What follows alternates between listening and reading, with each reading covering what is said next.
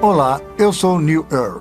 Durante anos, como ministro e como historiador, eu me senti fascinado pelo Oriente Próximo, principalmente como se relaciona com a Bíblia. Sabe, quando pensamos nos lugares onde os eventos da Bíblia ocorreram, nós geralmente pensamos em Belém, onde Jesus nasceu, em Nazaré, onde ele cresceu, ou talvez em Jerusalém, onde ele foi crucificado. Mas muitos eventos famosos da Bíblia tiveram lugar numa terra a centenas de quilômetros de onde Jesus vivia, numa parte do mundo chamada Mesopotâmia. Mesopotâmia significa a terra entre os rios Tigre e o Eufrates. Hoje, muito da antiga Mesopotâmia se encontra nas fronteiras do Iraque moderno. A Mesopotâmia é conhecida como o berço da civilização. Algumas de suas cidades datam do começo do registro da história. Possivelmente a mais famosa seja a Babilônia. Localizada nas margens do Eufrates, a cerca de 100 quilômetros ao sul de Bagdá, a Babilônia teve uma longa e fascinante história. Hoje, a maior parte da antiga Babilônia não passa de um monte de ruínas e de resquícios que se encontram sob as areias do tempo. Por que essa fascinação por um império desfeito há muito e por uma cidade destruída? Bem, há uma história intrigante, e ela é contada através de textos históricos e religiosos que foram descobertos pela arqueologia. Tal informação, reunida à da Bíblia, torna a história da antiga Babilônia uma história importante para nós hoje. Porque na Bíblia, a Babilônia é mais do que apenas um lugar no mapa. A Babilônia simboliza uma ideia, uma filosofia, uma forma de pensamento oposto a Deus.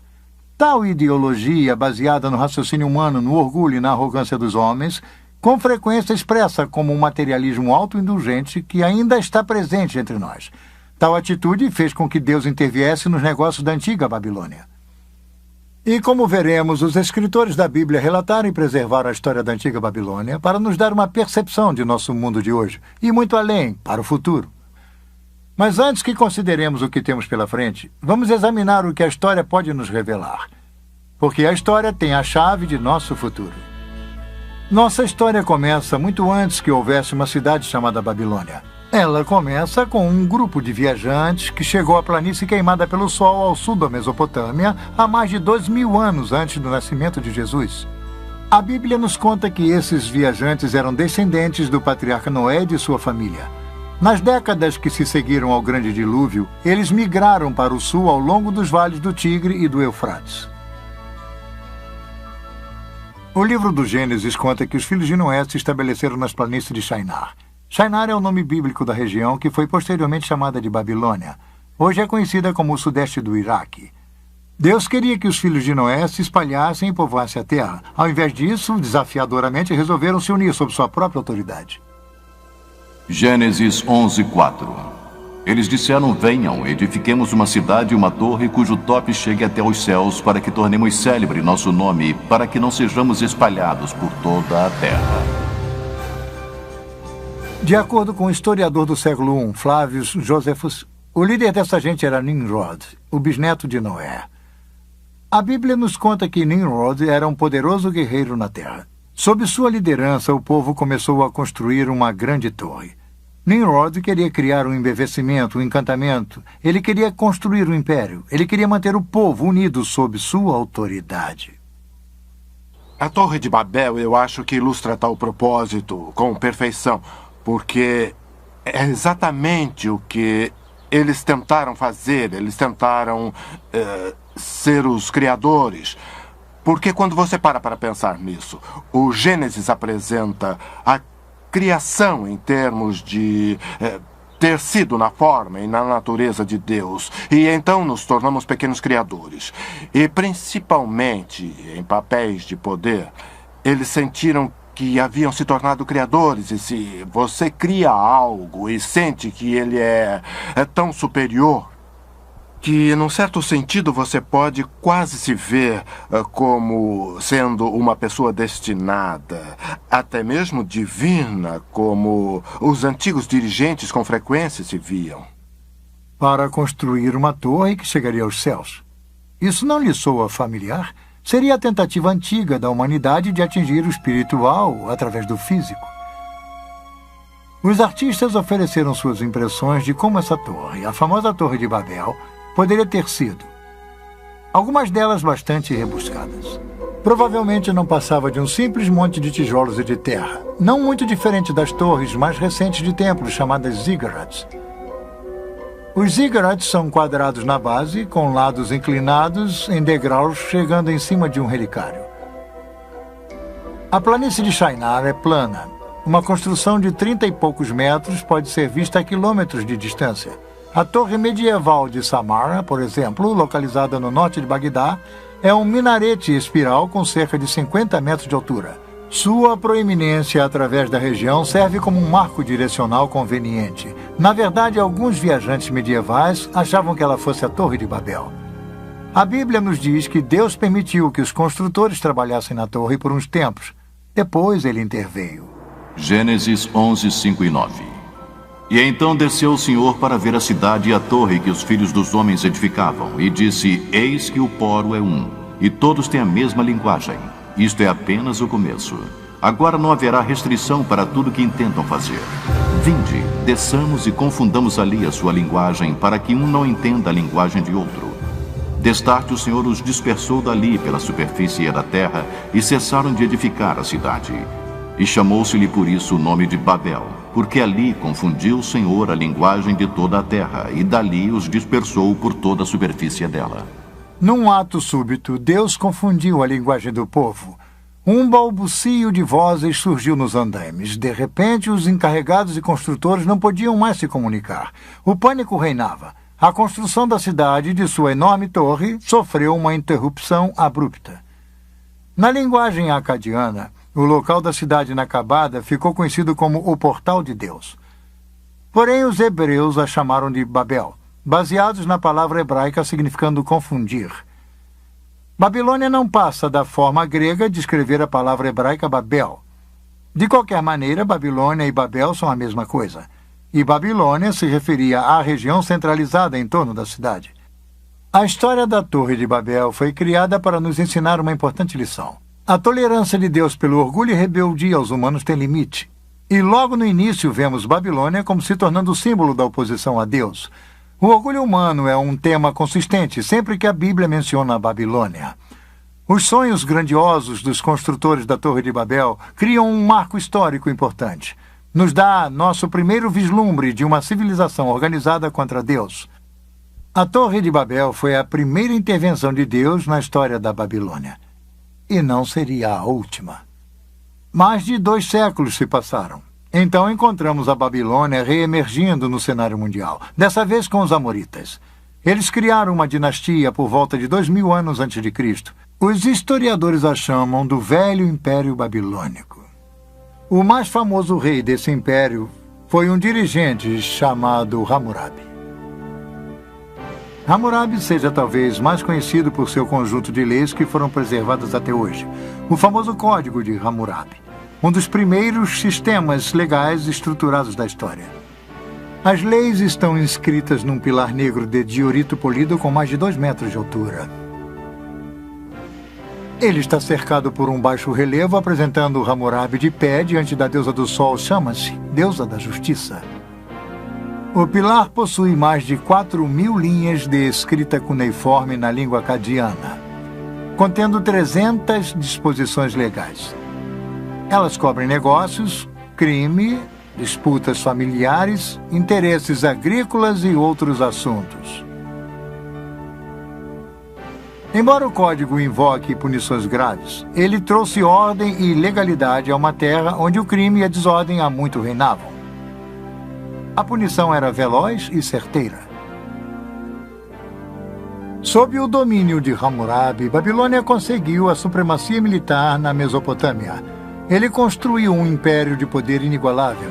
Se estendia desde o Golfo Pérsico até os confins superiores do rio Tigre. A Babilônia se tornou um centro literário e cultural de destaque, a capital intelectual da Mesopotâmia. A civilização babilônica era altamente avançada. Textos matemáticos e astronômicos revelam que os antigos babilônicos criaram a hora de 60 minutos e o círculo de 360 graus. Hammurabi aumentou o reinado babilônico não apenas por conquistas, mas também através do comércio. A Babilônia ficava no entroncamento do comércio e da comunicação mundial. Caravanas traziam produtos raros e exóticos de locais distantes, cravos, originários das Ilhas Malucas ou das Ilhas das Especiarias da longínqua Indonésia, estavam dentre as muitas iguarias que eram importadas. A sedução da troca e do comércio, unida à religião, como iremos ver, sempre foi a chave para o sucesso e a dominância do sistema babilônico. A Babilônia, com seu nome original significando Portal de Deus, era um proeminente centro religioso e ostentava alguns dos mais ousados templos do mundo antigo. Como a maioria dos povos antigos, os babilônios adoravam muitos deuses. Sua religião se concentralizava na idolatria. Eles temiam as forças da natureza nos desertos ressequidos da Mesopotâmia. A linha entre a sobrevivência e a prosperidade era, na verdade, muito tênue. Chuvas demasiadas ou escassas demais poderiam acabar com todo o suprimento de alimento do ano. Os babilônios adoravam várias divindades, buscando nelas piedade e proteção, realizando intrincados e, às vezes, assustadores rituais. Os deuses precisavam ser aplacados. No mundo antigo, quem controlava a religião controlava as pessoas. Por isso não era de admirar que os babilônios acreditassem que seu rei reinava como o representante terreno de Deus. Eles foram um dos primeiros a fundirem a religião e a política num estado totalitário. Esse estado prosseguiu através da história. A idolatria permeava cada faceta da vida do antigo Oriente Próximo, e o problema era que a pessoa comum era praticamente totalmente afastada do conhecimento do verdadeiro Deus, o Deus da Bíblia. Isso, como veremos, também é um padrão babilônio. As leis de Hammurabi permitiram o rio a manter um controle rígido. Afinal, a Babilônia fora construída com trabalho escravo, e tal estado exigia uma completa subordinação do indivíduo a seu poder e a seus deuses. Os antigos monarcas eram totalitários. Enquanto reinavam, eles possuíam praticamente uma autoridade absoluta, porque eles eram o poder legislativo, judicial e o executivo, todos reunidos. Praticamente, em termos históricos, todos os reis, de certa forma, se estabeleceram como pequenos deuses. Há muito poucos reis que reconhecem Deus em termos de um poder maior do que o deles. Ou eles podem usar a linguagem, mas eles se consideram como estando acima da lei, como os intérpretes máximos da lei. Então, eu sempre digo que há apenas há alguns reis que não se consideravam pequenos deuses. Hammurabi criou um dos maiores impérios do Antigo Oriente Próximo. Ele estabeleceu a base para uma civilização que iria perdurar por mais de 1000 anos após sua morte. Mas era uma civilização baseada no poder, no prestígio, na busca da riqueza e com pouco conhecimento do Deus Criador. Até mesmo a dinastia de Hammurabi não conseguiu durar para sempre. Depois de um reinado de mais de 40 anos, tribos bárbaras das montanhas do leste chegaram para atacar e enfraquecer a Babilônia. Um longo período de conflitos começou. Cerca de 1600 anos antes de Cristo, a Babilônia foi saqueada e queimada por outro povo mencionado na Bíblia, os hititas. Os hititas levaram as riquezas e os prisioneiros da Babilônia para a distante Anatólia, nossa moderna Turquia. Mais tarde, os assírios, bem conhecidos de leitores do Velho Testamento, conquistaram a Babilônia. Séculos de caos político iriam se instalar até que a Babilônia surgisse novamente como uma cidade independente. A primeira grande era da Babilônia havia se acabado. A antiga Assíria era um dos poderosos rivais da Babilônia. Este enorme touro alado assírio com cabeça humana é um testemunho contumaz do poder da Assíria. O Império Assírio era uma enorme máquina militar, amplamente encarada como um dos reinos mais brutais e opressores da história. Em 689 a.C., um golpe impõe ainda mais humilhação sobre a Babilônia. Na tentativa de dominar uma revolta babilônica, as hordas assírias sob o rei Senacherib pilham e queimam a Babilônia e jogam todos os escombros no Eufrates. Os assírios inundam a cidade. Até suas fundações são destruídas. Senacherib se gaba. Eu tornei sua destruição mais completa do que a feita pela enchente, para que nos dias que virão o local da cidade, seus templos e deuses não sejam lembrados. Eu a extirpei totalmente através da inundação e a transformei numa campina. Sennacherib deixou a Babilônia achando que havia lhe dado o golpe fatal. Ele estava redondamente enganado. A Babilônia não se abate assim tão facilmente. Ela se ergueria novamente para aclamar sua vingança. E foi exatamente o que aconteceu. O local da Babilônia foi eventualmente ocupado e reconstruído pelos caldeus. Foram os caldeus que finalmente humilharam a orgulhosa Assíria. Foi no ano de 612 a.C. quando os caldeus atacaram as muralhas de Nínive, capital da Assíria. Nínive caiu. Foi totalmente destruída. Hoje, as ruínas de Nínive atestam a destruição quase total da antiga cidade. O desaparecimento de Nínive foi tão completo que só foi redescoberta há 150 anos. O poder da Assíria havia sido domado, mas sob os caldeus, Babilônia estava de volta com sua vingança. E aí está uma grande chave para a história e a profecia bíblica. A Babilônia. Esta grande cidade, este grande inimigo simbólico de Deus, emerge repetidamente do abismo da destruição. Ela reaparece sempre nos diversos estágios da história, influenciando o curso da civilização. A queda assíria deixou um vácuo que tanto o Egito quanto a Babilônia procuraram preencher.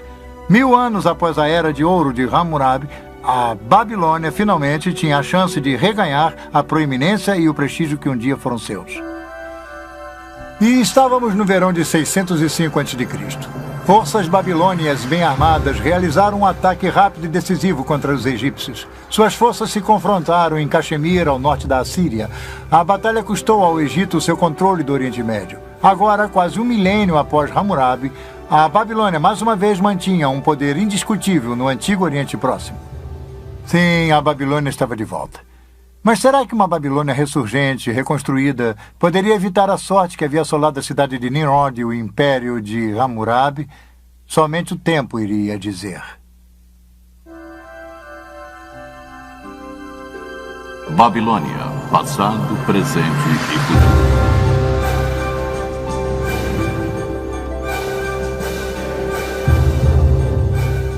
O exército egípcio do faraó Nexo II se defrontou com a Babilônia em 605 a.C. em Caxemir, no rio Eufrates.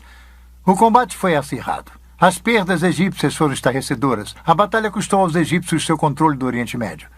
O general que despachou os egípcios era um príncipe coroado caldeu de 25 anos.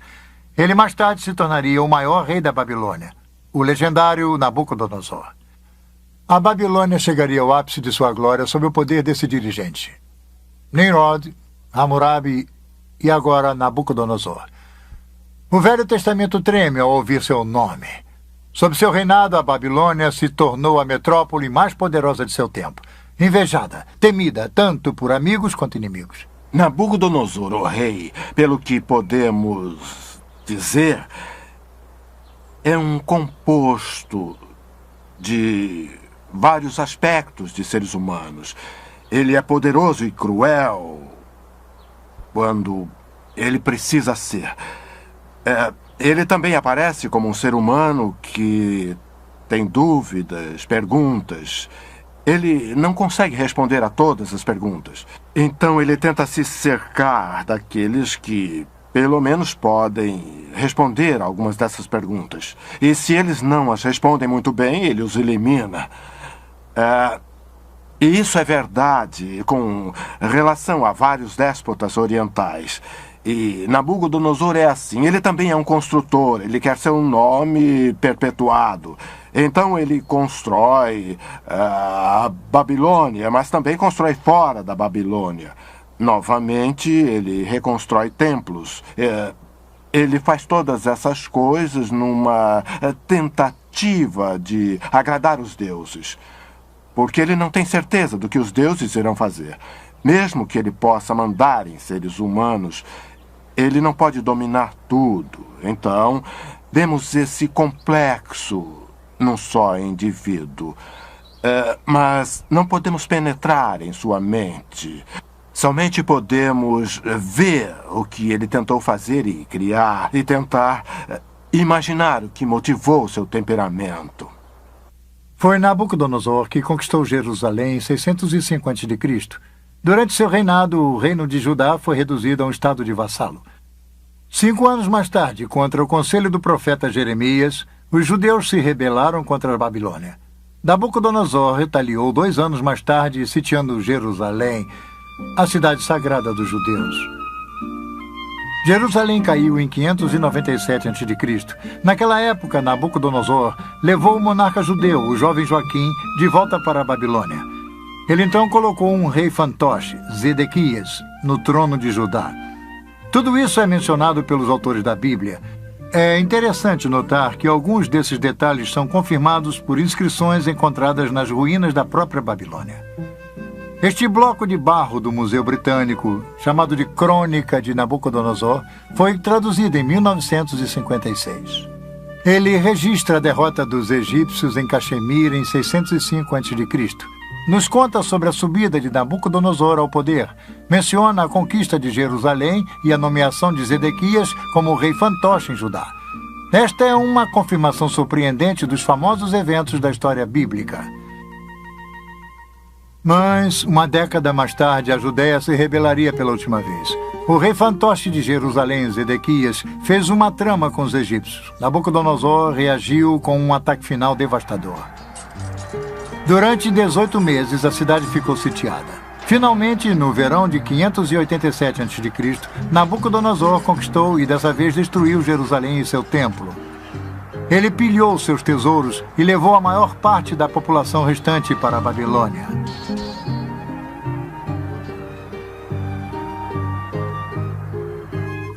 O reino da Judéia deixou de existir. Os judeus se tornaram um povo em exílio. Uma pungente lembrança disso é relatada no Salmo 137. Esta bela canção expressa a extrema tristeza dos judeus cativos, chorando por sua terra natal. By the rivers of Babylon,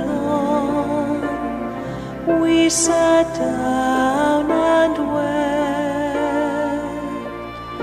when we remembered Zion.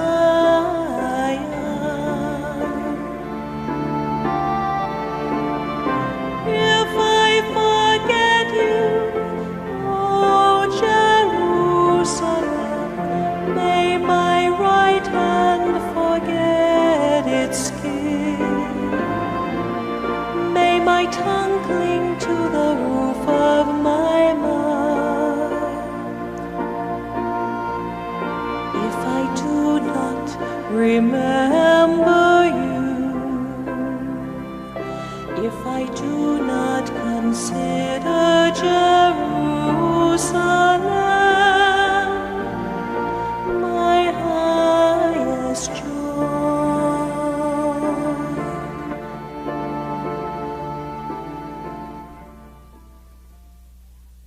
Babilônia estava no auge de sua glória quando os exilados judeus chegaram. Os cativos da Babilônia ficaram pasmos quando a viram. De acordo com os historiadores gregos, a Babilônia era maior em esplendor do que todas as cidades do mundo conhecido. Vinham visitantes de muitas partes para ver as maravilhas da Babilônia. Nabucodonosor foi um grande construtor, assim como um grande general, como Ramsés II no Egito, como Salomão em Israel. A Babilônia de Nabucodonosor era uma cidade de magníficos palácios, templos, parques e jardins. A escala e o tamanho gigantesco da cidade era surpreendente. Sua população estava estimada entre 100 e 200 mil. Era a maior cidade da Terra. Nosso detalhado conhecimento sobre a Babilônia de Nabucodonosor é resultado do trabalho árduo de um arqueólogo alemão, Robert Caldwell. Quando ele iniciou suas escavações em 1899, os achados iniciais de Caldwell foram descartados por seus colegas. Mas, à medida que suas escavações começaram a descobrir a Babilônia da Bíblia como uma realidade histórica, seu trabalho se tornou o assunto da Europa. Ao norte da cidade, Caldwell descobriu pilhas de azulejos azuis na areia. Os azulejos haviam decorado as paredes laterais do caminho processional da cidade. O tijolo era o material padrão usado pelos babilônios para construir. Coldwell enviou os tijolos de volta para a Alemanha para identificação e para montagem. Os resultados foram surpreendentes. Aqui no Museu Pergamon, em Berlim, estão os tijolos originais da época de Nabucodonosor, todos montados. Esses magníficos leões, por exemplo, eram um símbolo da deusa Istar, uma das maiores divindades da Babilônia. Havia 120 desses leões ladeando o caminho para o enorme portão de Istar. Esta é a visão do caminho processional da Babilônia de hoje. As pedras que formam a pavimentação são as mesmas sobre as quais Nabucodonosor caminhou. Suas paredes foram parcialmente reconstruídas por arqueólogos, e embora elas não tenham os belos leões de tijolos brilhantes que uma vez se adornavam, elas ainda fornecem a ideia da magnificência dessa famosa avenida. Um homem se impressionou com as descobertas de Coldwell, um diretor pioneiro de filmes, D.W. Griffith. Em 1916, Griffith produziu Intolerância, um filme histórico sobre a desumanidade do homem para com o homem. O tema central no filme de Griffith era uma espetacular reprodução da vida na Babilônia, com o clímax da queda da cidade.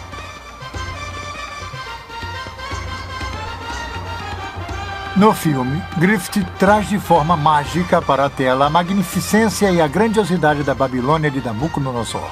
Uma cidade que havia sido enterrada durante 25 séculos.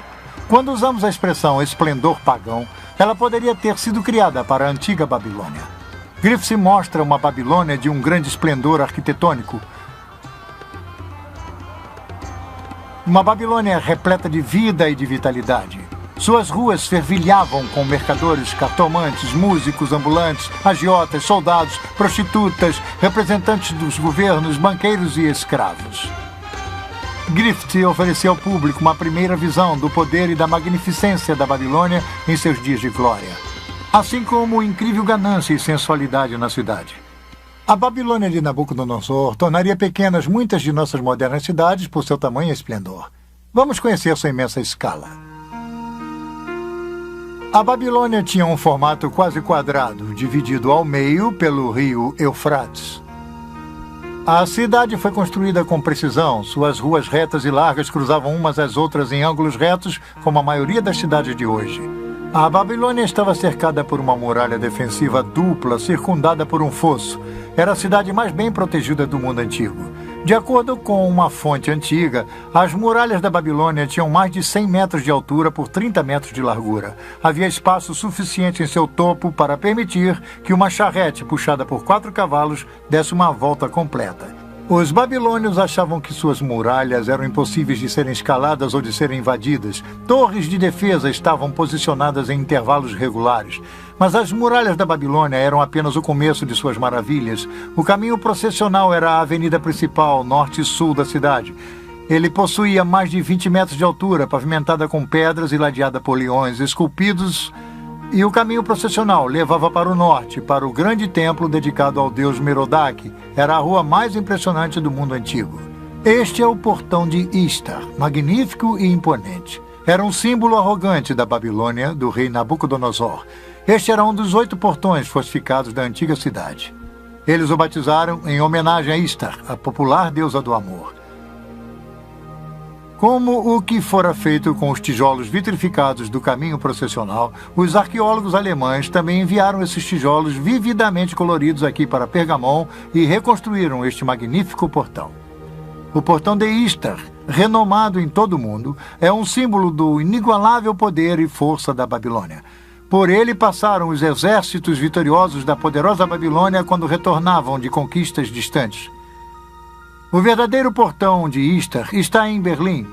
Turistas podem ver na Babilônia uma réplica com a metade do tamanho. Na entrada deste sírio foi construído pelo governo iraquiano. Não muito distante do portão de Istar, Nabucodonosor construiu um magnífico palácio. Este palácio continha 4 grandes pátios cercados por muitos apartamentos e suítes. A sala do trono de Nabucodonosor dava diretamente para o sul do pátio central. O orgulhoso Nabucodonosor chamava seu palácio de a maravilha da humanidade, o centro da terra, a residência brilhante e a morada da majestade. Essa reconstrução moderna nos dá uma ligeira ideia de como era o palácio na época de Nabucodonosor.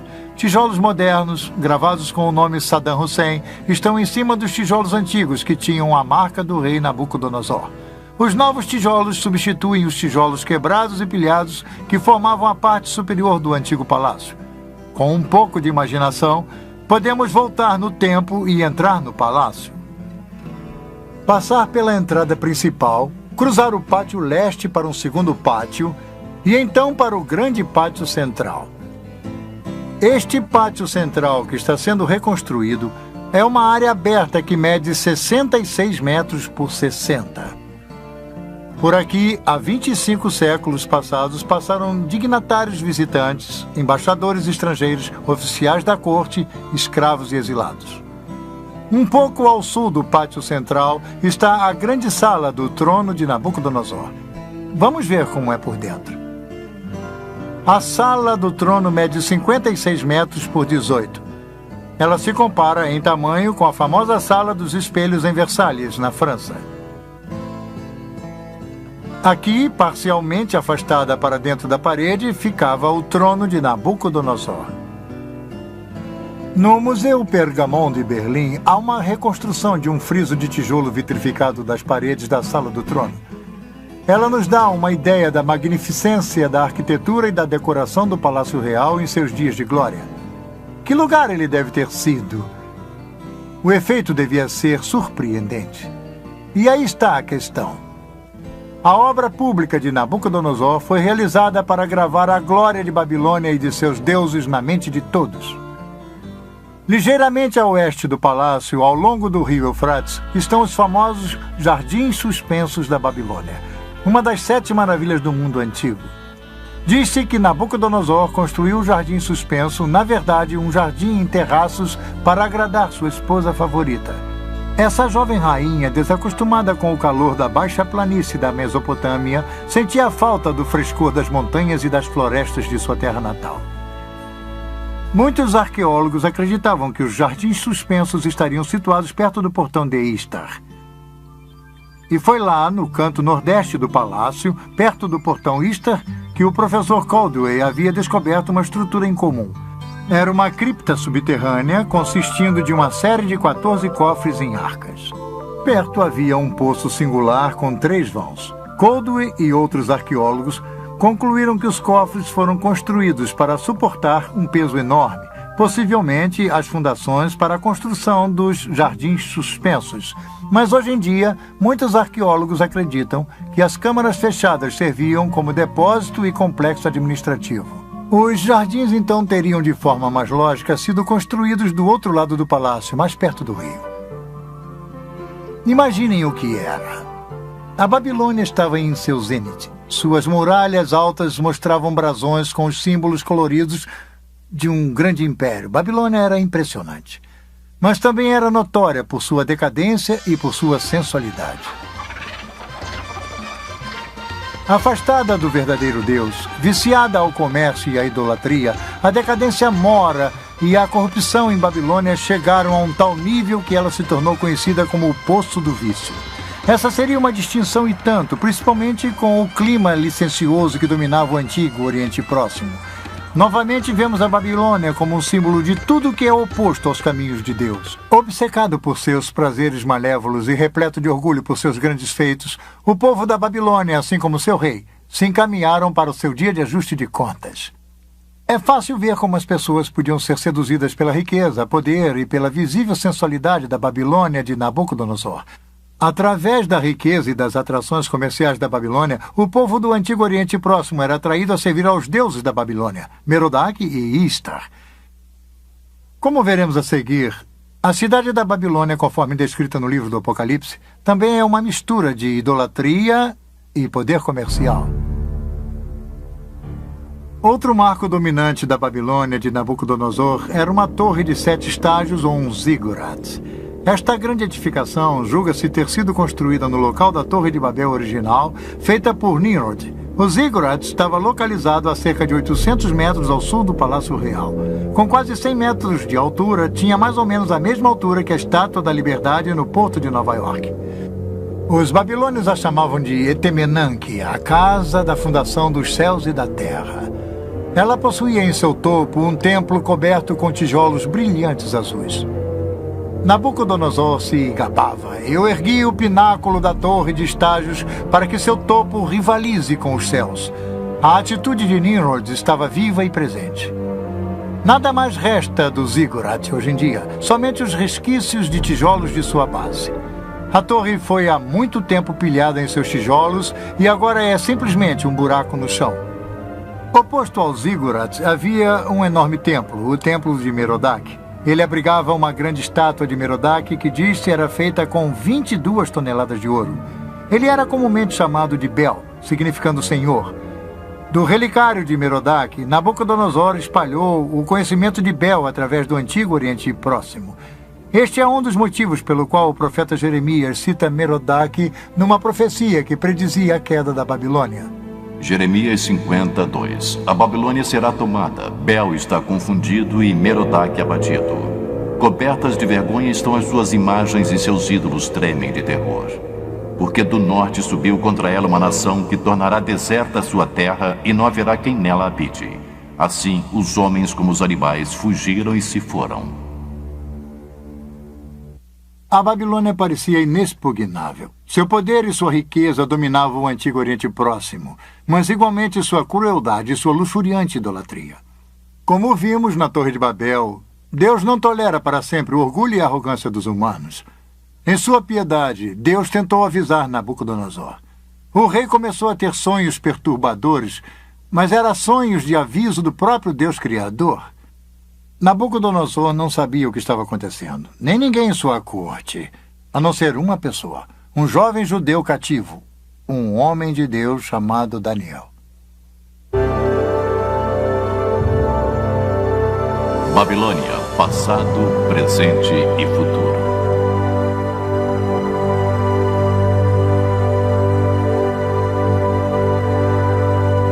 Nabucodonosor construiu o maior império do Antigo Oriente Próximo. Como general, ele era invencível. E também era um regente astuto.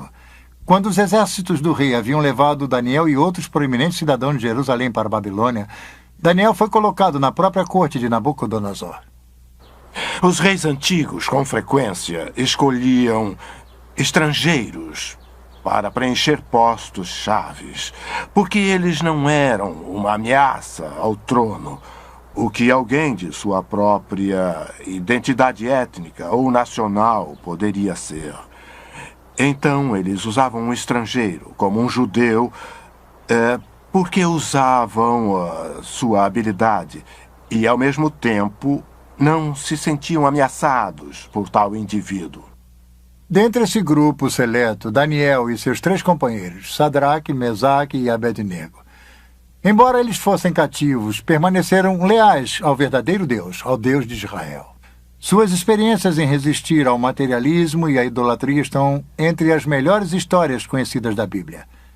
Quando os 3 amigos de Daniel se recusaram a adorar uma estátua de ouro que Nabucodonosor havia colocado, o rei, envaidecido, os condenou à famosa fornalha ardente. Daniel 3, 19 e 25. Então Nabucodonosor se encheu de fúria e, transtornado o aspecto de seu rosto contra Sadraque, Mesaque e Abednego, ordenou que se acendesse a fornalha 7 vezes mais do que se costumava. Ordenou aos homens mais poderosos que estavam no exército que atassem a Sadraque, Mesaque e Abednego e os lançassem na fornalha de fogo ardente. Então estes homens foram atados com os seus mantos, suas túnicas e chapéus e suas outras roupas e foram lançados na fornalha sobremaneira acesa. Porque a palavra do rei era urgente e a fornalha estava sobremaneira acesa. As chamas do fogo mataram os homens que lançaram de cima para dentro a Sadraque, Mesaque e Abednego. Estes 3 homens caíram atados dentro da fornalha sobremaneira acesa. Então o rei Nabucodonosor se espantou e se levantou depressa e disse a seus conselheiros: Não lançamos nós 3 homens atados dentro do fogo? Responderam ao rei: É verdade, ó rei. E ele tornou e disse: Eu, porém, vejo 4 homens soltos que andam passeando dentro do fogo sem nenhum dano, e o aspecto do quarto é semelhante a um filho dos deuses. Para ganhar vantagem, Nabucodonosor chamou Sadraque, Mesaque e Abednego para ficarem ao seu lado.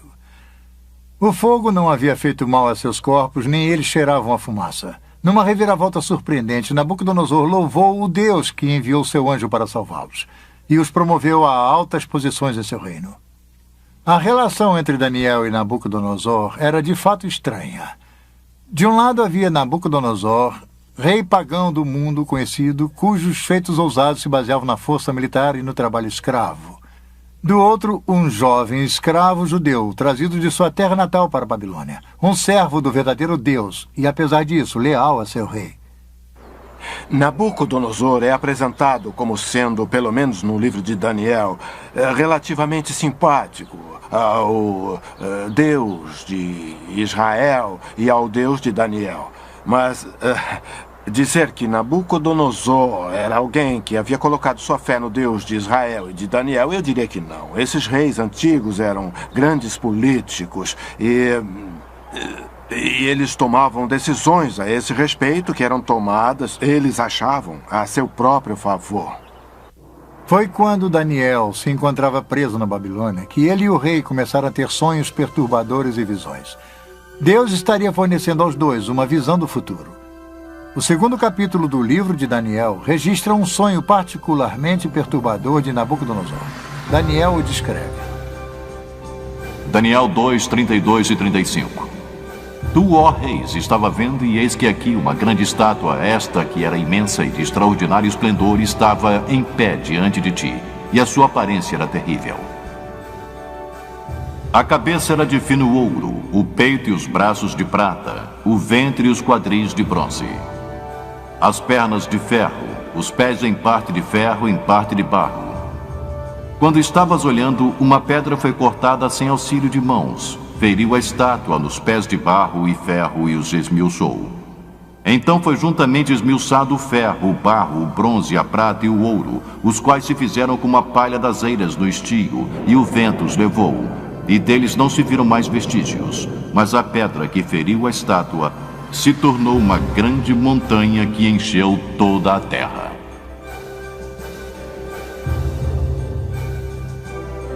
Não foi à toa que este sonho perturbou Nabucodonosor. Daniel disse ao rei o que havia visto e lhe fez uma interpretação, uma revelação do próprio Deus. A cabeça de ouro era o império de Nabucodonosor. A prata, o bronze e o ferro e parte de barro e ferro da estátua representavam os reinos sucessivos. Cada um deles era inferior ao outro. A pedra simbolizava o justo reino de Deus, o Deus não visto que determina o destino de todos os reinos, inclusive o de Nabucodonosor.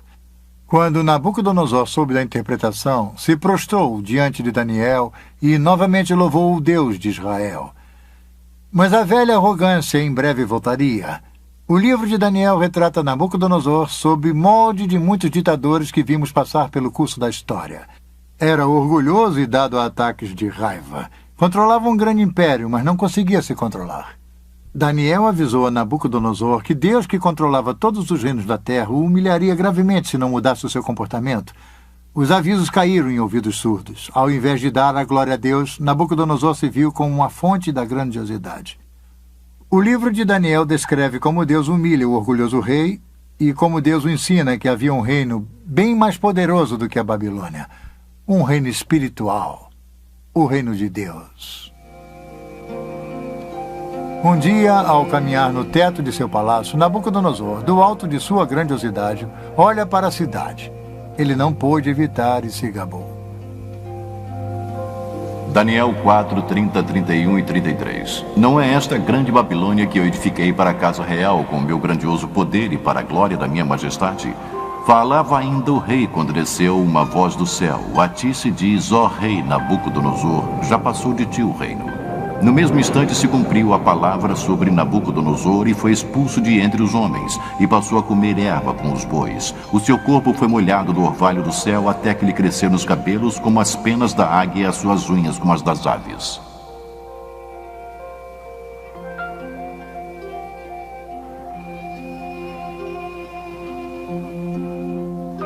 Ele foi vencido pela insanidade.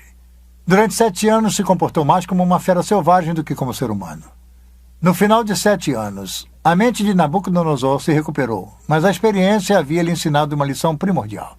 E talvez a lição mais importante do livro de Daniel.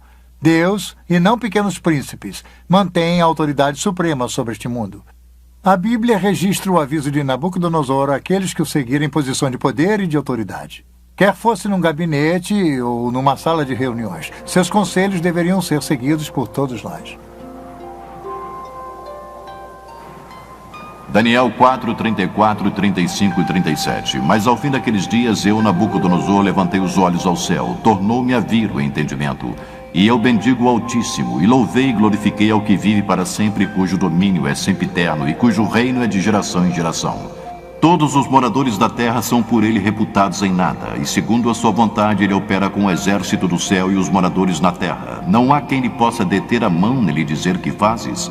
Agora, pois, eu, Nabucodonosor, louvo, exalto e glorifico ao Rei do céu, porque todas as suas obras são verdadeiras e os seus caminhos justos, e pode humilhar aos que andam na soberba. Mas se Nabucodonosor aprendeu uma lição importante, seus descendentes não aprenderam. Após um reinado de 43 anos, Nabucodonosor morreu em 562 a.C. Foi sucedido por 4 reis num período de 7 anos, cada sucessor mais fraco do que o outro. O último rei de Babilônia foi Nabonide ou Nabone. Ele assumiu o trono em 55 a.C. Seu filho e príncipe coroado era Belsaruzur ou Belsazar, chamado pela Bíblia.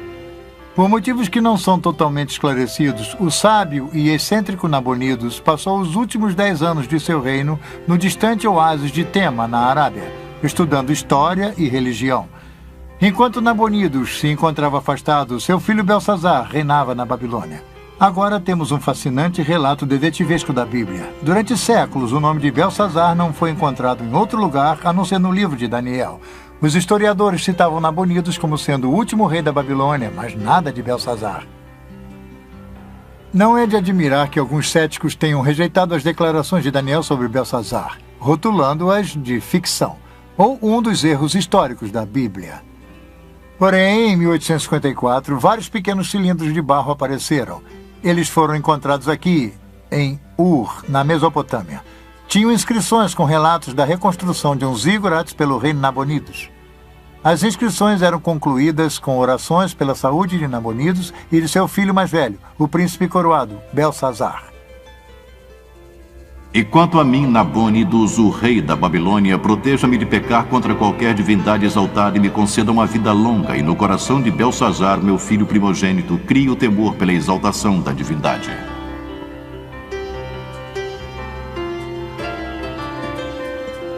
Tal achado arqueológico é importante para a história de Daniel, porque a inscrição esclarece o comando de Belsazar no 5º capítulo, versículo 29 de Daniel. É aí que Belsazar proclama Daniel como o 3º maior regente do reino. Nabonidos era o 1º, Belsazar o 2º e Daniel o 3º. Este é um exemplo notável da precisão da Bíblia. Foi durante o reino de Belsazar que Deus deu a seu profeta Daniel outra importante visão. Novamente, ele avistou um quadro profético. Daniel viu uma sucessão de impérios que iriam controlar o antigo Oriente Próximo a partir de seus dias. Daniel 7, 3 e 7. 4 animais grandes diferentes uns dos outros subiam do mar. O primeiro era como leão e tinha asas de águia. Enquanto eu olhava, foram-lhe arrancadas as asas. Foi levantado da terra e posto em 2 pés como homem, e lhe foi dada a mente de homem. Continuei olhando, e eis aqui o segundo animal, semelhante a um urso, o qual se levantou sobre um dos seus lados. Na boca, entre os dentes, trazia 3 costelas e lhe diziam: levanta-te, devora muita carne. Depois disto, continuei olhando, e eis aqui outro, semelhante a um leopardo, e tinha nas costas 4 asas de ave. Tinha também este animal 4 cabeças, e foi-lhe dado domínio. Depois disto, eu continuava olhando nas visões da noite, e eis aqui o quarto animal, terrível, espantoso e sobremodo forte, o qual tinha grandes dentes de ferro. Para nós que vivemos no século XX, a descrição de feras estranhas pode parecer curiosa ou bizarra, mas para os antigos, criaturas que pareciam mistura de feras eram bem mais familiares. Surge então um ponto importante para entender a profecia. Alguns intérpretes bíblicos cometem o erro de tentar explicar o simbolismo bíblico sem referência ao background histórico do livro. Especulações elaboradas são necessárias. Para evitar essa armadilha, é essencial determinar o significado de um capítulo ou de um texto em seu ambiente natural. O importante é o que isso significou para as pessoas que ouviram pela primeira vez. Este é um princípio sólido para um bom estudo bíblico. Para as pessoas do tempo de Daniel, animais compostos tinham um significado. Vivendo e trabalhando na Babilônia, Daniel via essas descrições todos os dias. Vamos pegar, por exemplo, o famoso dragão de Maradak. Era o tema de decoração preferido da cidade, utilizado por artistas para ornamentar o portão de Istar. É uma fera híbrida ou composta. Tem as patas dianteiras de um felino, as patas traseiras têm garras como uma ave de rapina, a cabeça tem 2 chifres como uma víbora árabe com chifres, e o rabo termina num ferrão de escorpião. Essas estranhas feras místicas tinham um significado religioso importante para os antigos babilônios. Então, quando Daniel registrou os animais estranhos em sua visão, no capítulo 7, ele se deu conta que a visão iria ser significativa para a Babilônia. Um anjo explicou a Daniel que as 4 bestas eram os 4 impérios que iriam dominar o antigo Oriente Próximo. O leão alado significava a própria Babilônia. De forma interessante, o leão da Babilônia é encontrado até hoje no antigo local da cidade. Em 1776, depois de Cristo, aldeões do Iraque descobriram este monumental leão de basalto. Isto confirma que o leão era o símbolo da deusa Istar e da própria Babilônia. O leão está de pé sobre um inimigo caído, preso embaixo de suas patas. As costas do leão têm marcas indicando que seriam para as celas de Istar. Uma mulher cavalgando uma fera? Esta seria uma imagem significativa mais tarde no livro do Apocalipse. De acordo com muitos comentaristas, o urso da visão de Daniel simbolizava os medas e os persas, e com certeza o Império Medo-Persa substituiu o babilônico. O leopardo de 4 cabeças tem 4 asas e representava Alexandre o Grande e as 4 divisões de seu império. A 4ª besta foi identificada por comentaristas como sendo a correspondência ao Império Romano. O livro de Daniel é um retrato vívido da transição do reino do leão da Babilônia para o reino do urso. Está numa das mais famosas cenas da Bíblia. Em outubro de 539 a.C., aparentemente durante a festa de Ano Novo, Belsazar pretendia fazer um grande banquete. O rei havia convidado 1000 homens mais distintos do império. Ele não fazia ideia do que aconteceria. Esse banquete se tornou incomum pelo fato de ter ocorrido enquanto os persas tomavam a Babilônia.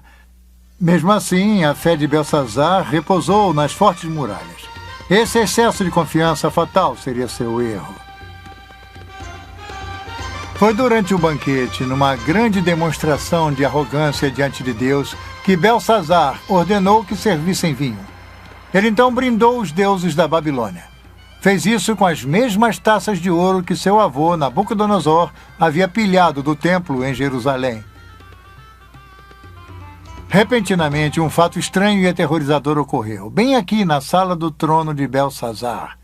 Uma misteriosa mão desencarnada apareceu do nada e começou a escrever em letras brilhantes na parede do rei. Daniel 5, 5 e 6. No mesmo instante apareceram os dedos de mão de homem e escreveriam defronte do candeeiro na caiadura da parede do Palácio Real, e o rei via os dedos que estavam escrevendo. Então se mudou o semblante do rei e os seus pensamentos o turbaram. Então entraram todos os sábios do rei, mas não puderam ler a escritura nem fazer saber ao rei a sua interpretação. Daniel 5, 13 e 17. Então Daniel foi introduzido à presença do rei e disse: todavia lerei ao rei a escritura e lhe farei saber a interpretação. Daniel 5 e 25. E esta, pois, é a escritura que se traçou: Mene, Mene, Tekel e Parsim. Esta é a interpretação de cada palavra. Mene, contou Deus o teu reino e deu cabo dele. Tekel, pesado, foste na batalha e achado em falta. Pere, seu reino foi dividido e dado aos medas e aos persas.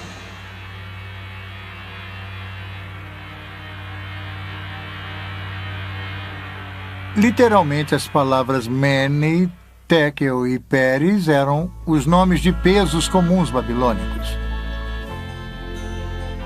Antes das moedas serem inventadas, os negócios eram feitos através de lingotes de metal como moeda. Precisavam ser pesados numa balança com medidas precisas, como este leão de 2 menes, para pesar o seu valor. A interpretação de Daniel da escritura na parede foi feita através do significado de raiz. Mene, significando contar, Tekel, pesado, e Parsim, dividido. O tempo da Babilônia havia se esgotado. Conforme relata a Bíblia, naquela mesma noite, enquanto o escrito brilhava na parede, os exércitos de Ciro o Grande já entravam na cidade. As muralhas poderosas da Babilônia e suas fortificações imensas não puderam impedir sua queda, uma queda decretada por Deus. O profeta Isaías nos dá informações sobre o rei Ciro e seu papel na queda da Babilônia. Isaías 45, 1 e 3. Assim diz o Senhor ao seu ungido, a Crio, a quem tomo pela mão direita para bater as nações ante sua face e descingir os lombos dos reis para abrir diante dele as portas que não se fecharão. Eu irei adiante de ti, endireitarei os caminhos tortuosos, quebrarei as portas de bronze e despedaçarei as trancas de ferro. E dar-te-ei os tesouros escondidos e as riquezas encobertas, para que saibas que eu sou o Senhor, o Deus de Israel, que te chama pelo teu nome.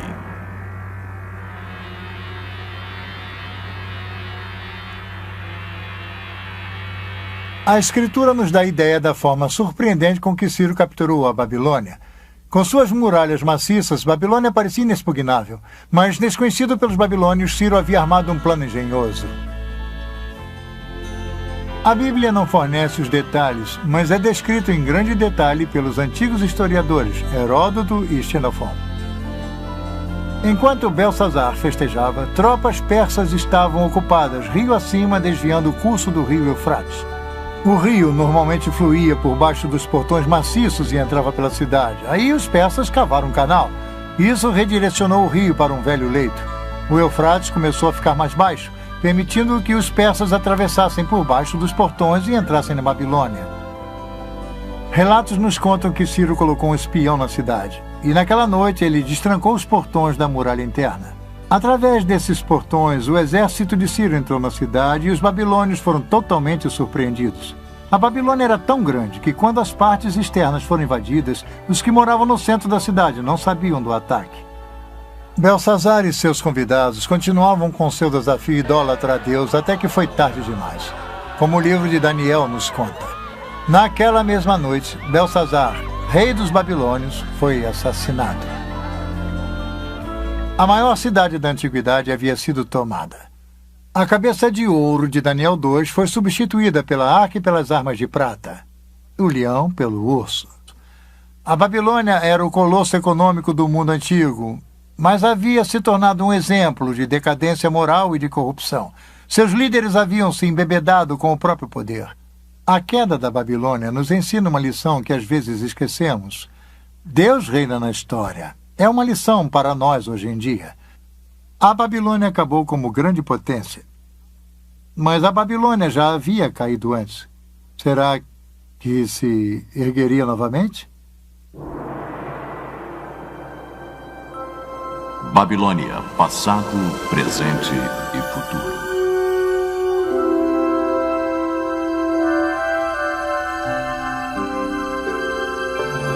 Nós seguimos a ascensão e queda da Babilônia, desde Nimrod a Belsazar. Belsazar foi o último rei da Babilônia, mas a cidade em si continuou sob domínio dos persas. E então, um pouco mais de 200 anos mais tarde, Alexandre o Grande, em sua busca de conquistar o mundo, derrotou os persas e conquistou a Babilônia. Alexandre estava enfeitiçado pela ideia da Babilônia. O pensamento de que todo o mundo poderia ser unificado sob uma civilização, uma cidade, um homem. Mas os sonhos de Alexandre de uma unidade mundial morreram com ele na Babilônia em 323 a.C., no próprio trono de Nabucodonosor. Nos anos que se seguiram, a cidade começou a se deteriorar. Na época de Jesus, os palácios e templos da Babilônia já haviam sucumbido. Tempestades de areia haviam enterrado os parques e aquedutos, até mesmo o Eufrates havia mudado de curso. Um imperador romano visitou a Babilônia 85 anos após a morte de Jesus e não encontrou nada além de seixos, pedras e ruínas. Hoje, o superpoder do mundo antigo jaz desolado e esquecido. Seus palácios, templos, parques e jardins, suas ruas e avenidas largas são apenas pós e escombros. Tijolos partidos com o nome de Nabucodonosor estão jogados aos montes pelo local. Somente uma pequena parte do que um dia foi uma grande cidade foi restaurada como parque arqueológico, e mesmo assim apenas em parte. A maior parte da vasta metrópole permanece um deserto abandonado, não sendo mais a cidade viçosa de seus dias de glória. Ela jaz desocupada, abandonada e esquecida. Isaías 13, 19 e 20. Babilônia, a joia dos reinos, a glória e orgulho dos caldeus, será como Sodoma e Gomorra quando Deus as transtornou. Nunca mais será habitada, ninguém morará nela de geração em geração.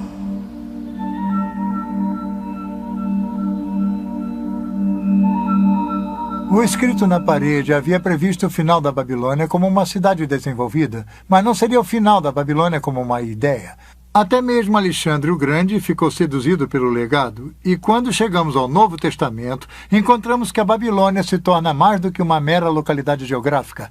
A Babilônia simboliza uma ideologia, uma atitude, a epígrafe de uma civilização organizada em oposição a Deus.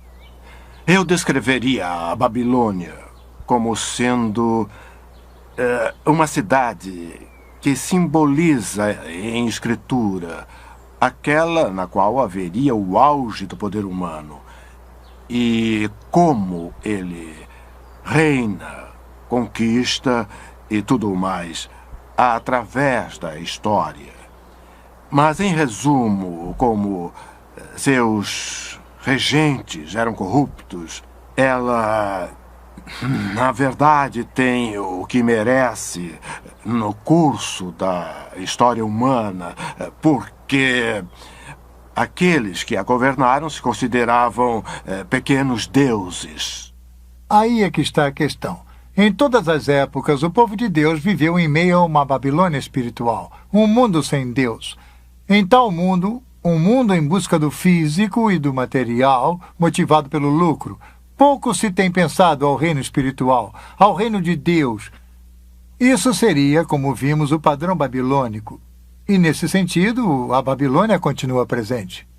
Quando o Novo Testamento quer retratar o mal e o desafio a Deus até suas últimas consequências, usa a expressão que agora podemos muito bem relacionar a Babilônia a Grande. A expressão é encontrada no último livro da Bíblia, o misterioso Apocalipse ou o livro das profecias. O Apocalipse foi escrito sob uma notável visão de Deus dada a um homem chamado João. Sua visão é com frequência considerada uma das partes da Bíblia mais difíceis de ser entendidas. Está repleta de estranhas imagens, visões e sons, e uma das mais conhecidas seria a dos misteriosos 4 cavaleiros. Nós geralmente chamamos o Apocalipse de exemplo da literatura apocalíptica. E por isso queremos dizer que há uma espécie de literatura no século I.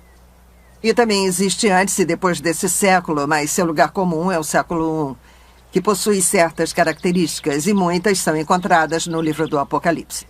Algumas delas incluem visões. Em outras palavras, alguém tem uma visão e registra o que viu, e a visão pode ser uma visão do que está acontecendo no céu, ou uma visão do futuro, ou as duas coisas. Às vezes, há jornadas aos céus nesse tipo de literatura. Alguém é transportado ao céu para ver, não é simplesmente uma visão na Terra, mas há realmente uma jornada. Algumas das outras características que seriam típicas da literatura apocalíptica incluem bastante simbolismos, e o simbolismo pode ser de vários tipos. Por exemplo, Muitos animais naturais, um carneiro ou uma espécie de ovelha ou cabra que irá aparecer nessa literatura, mas também animais fantásticos com estranhas cabeças e asas e todo tipo de criaturas bizarras. As cores são muito importantes no livro do Apocalipse. Há mantos brancos, há sangue vermelho, há o ouro. Então, você sente todo um visual, há um sentido bastante dramático, mas as cores são simbólicas. Os números também são importantes para a literatura apocalíptica. Então, o simbolismo é importante na literatura apocalíptica. É realmente difícil entender o Apocalipse se você não tem algum tipo de arcabouço dos vários livros do Velho Testamento, porque o simbolismo que nele há é retirado dos antigos livros do Velho Testamento. E o contexto, é claro, no livro do Apocalipse, do ponto de vista do autor, é o futuro. Em sua maior parte. Parte dele é histórico, mas parte é o futuro. E ele usa o simbolismo tanto para falar sobre o futuro dos tempos, quanto para o futuro das pessoas e o que irá acontecer. Os escritores apocalípticos ansiavam pela interferência decisiva de Deus na história. João, no livro do Apocalipse, vivia num tempo de perseguição. Os cristãos estavam sendo mortos pelo Estado romano. A grande visão é que Babilônia Grande era um símbolo, um nome para o Império Romano. E se pensar que este livro foi escrito em algum momento do século I, em qualquer lugar que os cristãos vivessem, eles viviam numa realidade dominada por Roma. Roma reinava, controlada por Roma. E, portanto, é muito natural que o poder do mundo fosse simbolizado por um símbolo que vem do próprio passado de Israel, ou seja, a Babilônia Grande. Isso quer dizer, no Velho Testamento, Babilônia é um país de verdade que retira o povo de Israel para o cativeiro. E eu acho que o autor do livro do Apocalipse reaplica, então, o símbolo como um aviso aos cristãos de que Roma de hoje pode oferecer o mesmo tipo de ameaça, talvez não um cativeiro físico, mas pode ser um perigo real para o povo de Deus. Então há uma espécie de recorrência ou uma natureza temporal nesse símbolo. A atitude de Babilônia Grande é atemporal e penetrante. É uma atitude de oposição a Deus e aos ensinamentos de Jesus Cristo. A atitude é insidiosa porque a riqueza e a prosperidade eram atraentes do lado de fora. Por isso, as referências à Babilônia Grande nos capítulos 17 e 18 do livro do Apocalipse têm muita importância para nós hoje. Apocalipse 17, 3 e 4. E vi uma mulher montada numa besta escarlate, besta repleta de nomes de blasfêmia, com 7 cabeças e 10 chifres. Achava-se a mulher vestida de púrpura e de escarlate, adornada de ouro, de pedras preciosas e de pérolas. Na sua fronte estava escrito um nome, mistério, Babilônia a Grande, a mãe das meretrizes e das abominações da terra. Então o anjo me disse, a mulher que viste é a grande cidade que domina sobre os reis da terra.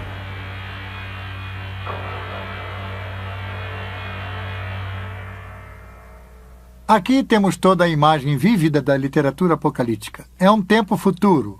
Há uma mulher, a besta, as cores brilhantes e o simbolismo. O simbolismo de prostituição. A Bíblia menciona bastante a prostituição. Deus mostra com ela como os indivíduos e as nações são seduzidos pela submissão a ele e à doutrina. No Velho Testamento, a prostituição é uma imagem para a idolatria. Quer dizer, as pessoas se prostituem. O povo de Deus se prostituiu quando não foi fiel a Deus, quando persegue a adoração de um ídolo.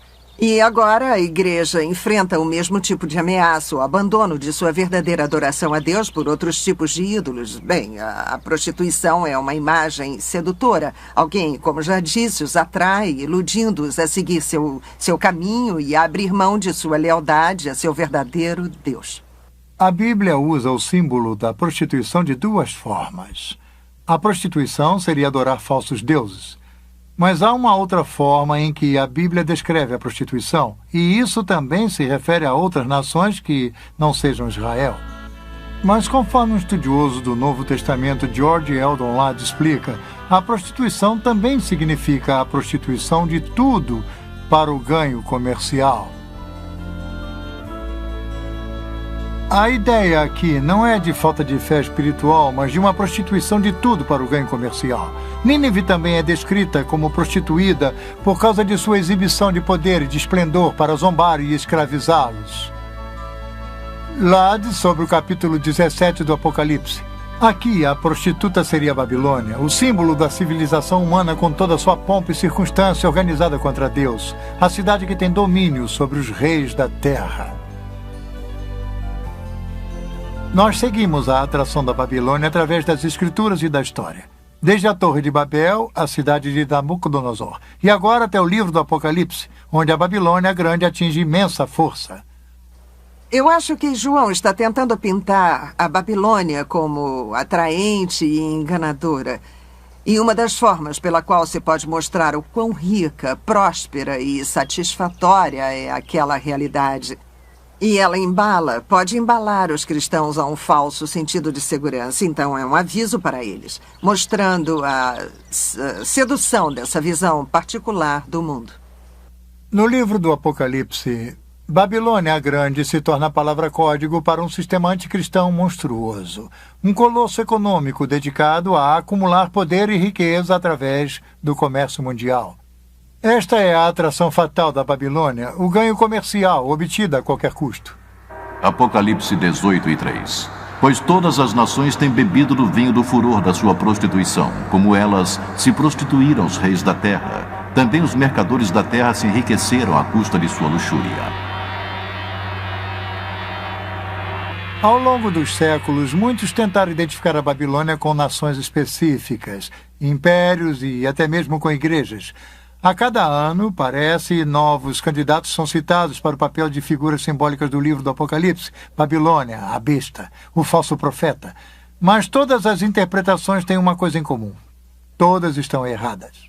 A história da interpretação do livro do Apocalipse é bastante interessante porque quase toda a geração de cristãos que a lê sente que é o endereçado direto daquele livro. A Babilônia é tal entidade, ou é tal igreja, ou tal império. Por várias vezes, as pessoas previram o final dos tempos. E então, elas tiveram que mudar de ideia, rever, refazer, ou talvez tenhamos lido de forma errada, talvez tenhamos lido errado. Este refrão é repetido várias vezes, não apenas no século XX, mas toda a história, a leitura desse livro demonstra que nós estivemos errados repetitivamente. Agora, isso nos deve revelar que é muito perigoso tirar conclusões apressadas sobre ser dogmático, sobre o que ou quem é Babilônia, quando os eventos aconteceram. As perguntas quando são as mais importantes no livro do Apocalipse, de qualquer modo. Que Deus irá triunfar. Que Deus irá triunfar através de Jesus Cristo. Essas são as principais afirmações do livro. Quando acontecerá e quem fixou essa imagem que, na minha opinião, alguém quer nos afastar da ideia central desse livro. Então, o livro do Apocalipse descreve o ápice final do espírito da antiga Babilônia. Uma atitude contra Deus que está presente hoje, presente através da história, e que irá atingir seu clímax no final dos tempos. Mas não importa o que haja pela frente, o triunfo supremo de Deus sobre todas as coisas está assegurado. O capítulo 18 do livro do Apocalipse comemora antecipadamente a vitória final de Deus sobre a Babilônia a Grande. Apocalipse 18, 9 e 10. Ora chorarão e se lamentarão sobre ela os reis da terra, que com ela se prostituíram e viveram em luxúria, quando virem a fumaceira do seu incêndio. E conservando-se de longe pelo medo do seu tormento, dizem: ai, ai, tu, grande cidade, Babilônia, tu, poderosa cidade, pois em uma só hora chegou o teu juízo. E sobre ela choram e pranteiam os mercadores da terra, porque já ninguém compra a sua mercadoria. Os mercadores dessas coisas que por meio dela se enriqueceram, conservar-se-ão de longe, pelo medo do seu tormento, chorando e pranteando. Então um anjo forte levantou uma pedra, como grande pedra de moinho, e arrojou-a para dentro do mar, dizendo: assim com ímpeto será arrojada a Babilônia, a grande cidade, e nunca mais será achada.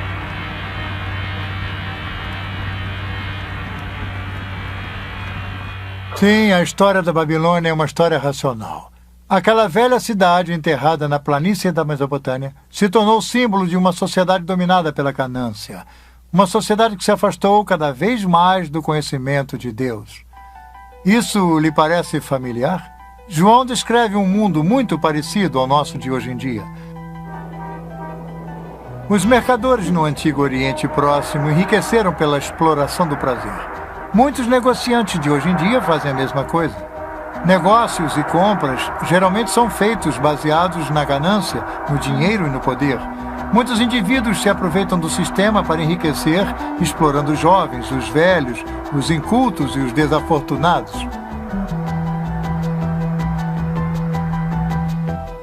Os cristãos não estão imunes às seduções do sistema babilônico. Somos avisados sobre o logro do dinheiro, das riquezas, do poder e do prazer. Nós devemos viver, no entanto, de acordo com os ensinamentos de Jesus. E tais ensinamentos incluem servir, dar e repartir. É por isso que João nos avisa: retirai-vos dela, povo meu, para não serdes cúmplices em seus pecados e para não participardes dos seus flagelos. O Novo Testamento está cheio de avisos contra os peritos e o engodo do materialismo. As riquezas levam a um falso sentido de segurança. Jesus disse: não se pode servir a dois senhores. Não se pode servir a Deus e ao dinheiro. E no livro do Apocalipse, é claro, a Babilônia é retratada como extremamente rica. E aí está, Deus ou dinheiro. Então tudo faz parte do quadro, parte das armadilhas, e o tom materialista também faz parte disso. Na sequência de tempo do livro do Apocalipse, Babilônia é destruída. Mas a boa nova é que não é o fim do mundo. Não é mesmo. Na visão de João, é o começo do domínio dos santos sobre Jesus Cristo.